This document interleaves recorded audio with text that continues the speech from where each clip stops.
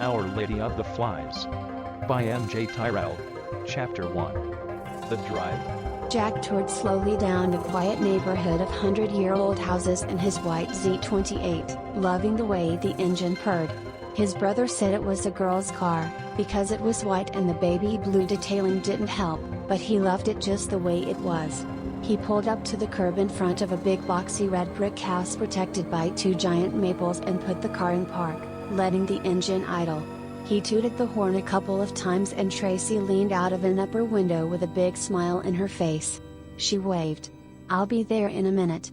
She disappeared back into the darkness of the house. Jack turned on the radio, switching the dial until he found a 70s rock station.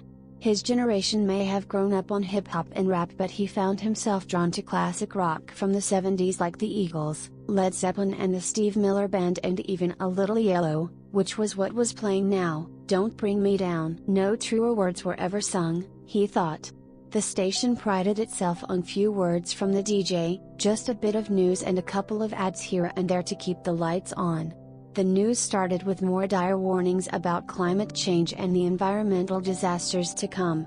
The ice caps were melting faster than expected, we were getting closer to the tipping point every day, and yet governments and big business continued to ignore the scientists.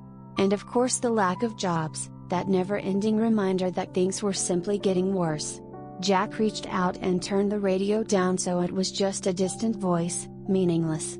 A few minutes later Tracy came hurrying out of the house wearing a light yellow top, white shorts and sandals. She was pretty, sexy actually, in a very appealing and innocent way, but they had known each other too long. The window for romance had opened and closed years ago. He was glad about it sometimes. She was his best friend and the longest relationship he'd had with a woman besides his mother, and it didn't really count, they were family. Tracy pulled the front door shut behind her and hurried down the front walk. When she reached the car she tossed a small bag into the back seat, climbed in and gave Jack an enthusiastic hug. He grinned, breathing in the light scent of her shampoo, which was about the only scent she ever had. Sometimes she smelled of cookies or lemons. "Are you looking forward to the beach?" he asked, still grinning. "You even have to ask?" she said, trying not to grin back at him. Jack put the car in gear, pressed the gas and peeled away from the curb with just enough enthusiasm for a little squeal of tires. "My mom hates when you do that." "I know. I did that just for her." Tracy settled into the Camaro's white leather bucket seats. She was on her way to the beach, finally. Jack turned the radio up, then rested his hands loosely on the wheel.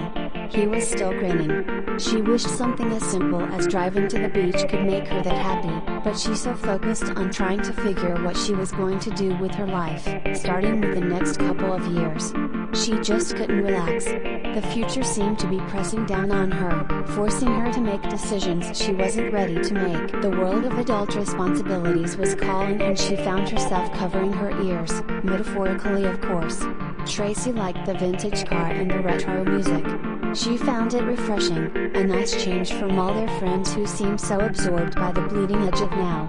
Now wasn't so interesting, really, and the people of the now weren't so interesting either. If she heard the term social media one more time she was going to kill someone. Sometimes she wondered if she had been born in the wrong decade. 5 minutes later they were out of the old neighborhood and on the highway. The tea roof was open and the wind whipped her hair about. Eddie Money was belting out 2 tickets to Paradise, a big hit before she was even born. The radio was loud, but it was mostly drowned out by the rush of the wind. Jack tapped the steering wheel to the beat and bobbed his head.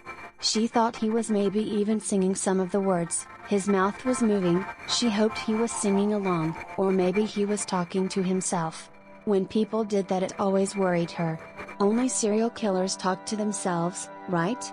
Did that include talking to yourself in your head? She smiled to herself. "I love this song." Jack yelled into the wind. "You haven't stopped grinning since you picked me up. Doesn't your face hurt?" "Nope." "Well, it's killing me." Jack rolled his eyes. "God, that's older than your grandma's drawers." "Well, she just got a new bedroom set actually." "Drawers, as in underwear." Jack laughed, slapping her leg lightly. Tracy marveled that having such a handsome guy touch her leg made her feel nothing but friendship.